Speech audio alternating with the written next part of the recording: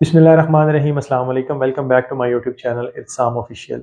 ये स्टूडेंट्स, आज की इस वीडियो के अंदर मैं बात करने जा रहा हूँ बीएस केमिस्ट्री के बारे में। वो तमाम स्टूडेंट्स जो केमिस्ट्री के अंदर इंटरेस्टेड हैं, जिन्होंने इंटरमीडिएट कंप्लीट कर लिया है, अब वो चाहते हैं कि वो केमिस्ट्री की फील्ड में जाएं, तो ये वीडियो उनके लिए बहुत ज़्यादा मुफीद साबित होगा। तो आज की इस वीडियो के अंदर मैं आपसे डिस्कस करने जा रहा हूँ बीएस केमिस्ट्री का स्कोप पाकिस्तान के अंदर क्या है, बीएस केमिस्ट्री करने के बाद आप कौन कौन सी जॉब्स के लिए एलिजिबल होते हैं, और उसके साथ साथ इसका मेरिट कितना होता है जब आप अप्लाई करते हैं पब्लिक सेक्टर और प्राइवेट सेक्टर यूनिवर्सिटीज के अंदर, उनकी फीस कितनी होगी उसको हम डिस्कस करेंगे।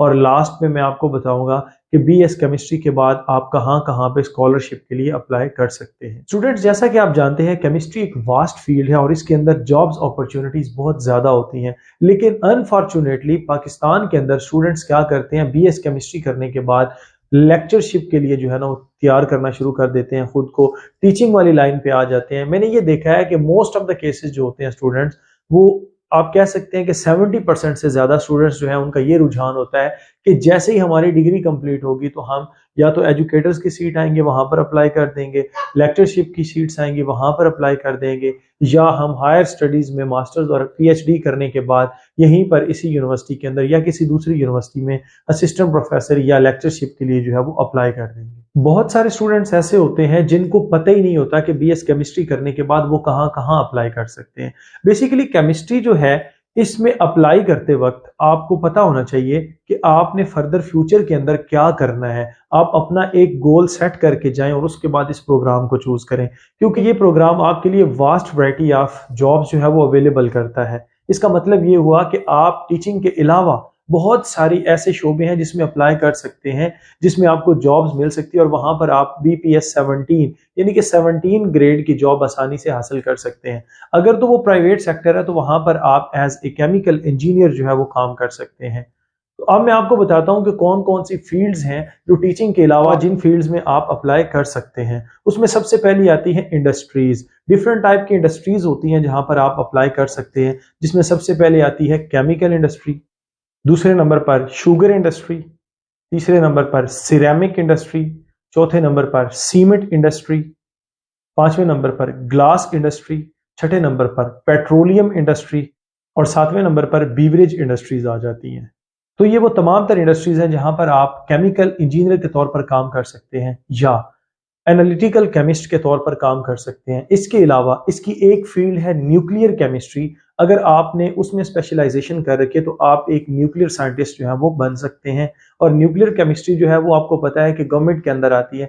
पाकिस्तान के अंदर एटॉमिक एनर्जी जो है, पाकिस्तान एटॉमिक एनर्जी कमीशन जो है वो इसकी जॉब्स जो है वो देता रहता है गाहे बगाए, और हर तकरीबन 6 महीने या साल के बाद जूनियर साइंटिस्ट की जॉब्स आती रहती हैं। इसके अलावा अगर आपने बीएस केमिस्ट्री कर रखा है तो आप फार्मास्यूटिकल इंडस्ट्री के अंदर एज ए केमिस्ट जो है वो अपनी जॉब स्टार्ट कर सकते हैं। फार्मास्यूटिकल इंडस्ट्री आपको पता है कि पाकिस्तान के अंदर फिलहाल इसका स्कोप ज्यादा है और इमर्जिंग फील्ड है। नई नई कंपनीज जो है वो बन रही हैं और वो नए नए केमिस्ट को हायर कर रही हैं। इसके अलावा आप मिनरल एंड माइनिंग डिपार्टमेंट के अंदर एज ए केमिस्ट जो है वो जॉब अपनी अप्लाई कर सकते हैं और आपको इसमें जॉब्स मिल भी जाती हैं। एक अच्छा स्केल मिलता है, एक अच्छा आपको जो है वो बैकअप मिलता है, एक स्टेटस मिलता है जब आप इस तरह के किसी डिपार्टमेंट में डायरेक्ट 17 पे लग जाते हैं। और लास्ट में हमारे पास आता है कि पाकिस्तान के अंदर बहुत सारे ऐसे रिसर्च इंस्टीट्यूट हैं जहां पर आप एज ए केमिस्ट काम कर सकते हैं। बहुत सारी रिसर्च लेबॉर्ट्रीज हैं, वहां पर आप काम कर सकते हैं। और उसके साथ साथ पाकिस्तान का एक इदारा है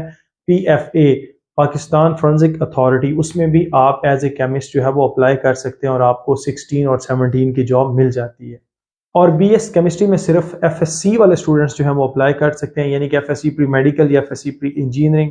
उसके बाद जब आप इसमें अप्लाई करते हैं, अगर तो आप यूनिवर्सिटी ऐसी को चूज कर रहे हैं जो कि पब्लिक सेक्टर में आती है, यानी कि गवर्नमेंट यूनिवर्सिटी है, वहां पर इसका मेरिट जो है वो 80+ में रहता है। ये मैं ओवरऑल की बात कर रहा हूँ, अदरवाइज कुछ यूनिवर्सिटीज में तो इसका मेरिट जो है वो 90s तक भी चला जाता है, 89, 89, 87, 88 यहाँ तक भी चला जाता है।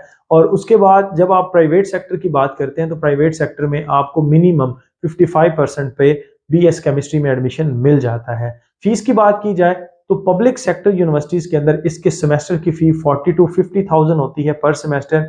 और उसके बाद आता है अगर आप प्राइवेट सेक्टर में अप्लाई कर रहे हैं तो वहां पर आपको 1 लाख तक जो है वो एक सेमेस्टर की फी पे करना होगी। लेकिन आजकल चूंकि बहुत ज़्यादा महंगाई है तो फ़ी में बहुत ज़्यादा उतार चढ़ाव आए हैं। तो मेरा ख्याल है कि जो आने वाला साल है 2024 उसमें मे बी 1 लाख से भी एक्सीड कर जाए।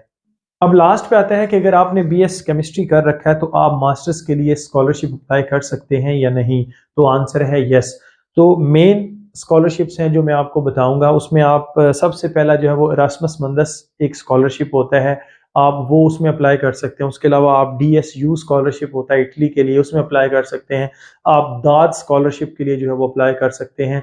आप यूएसए में ब्राइट स्कॉलरशिप के लिए जो है ना, फुल ब्राइट स्कॉलरशिप के लिए भी अप्लाई कर सकते होते हैं। इसका मतलब है कि आपके पास चाइना में भी आपके पास स्कॉलरशिप्स आते हैं, आप उसमें मास्टर्स और पीएचडी दोनों के लिए अप्लाई कर सकते हैं।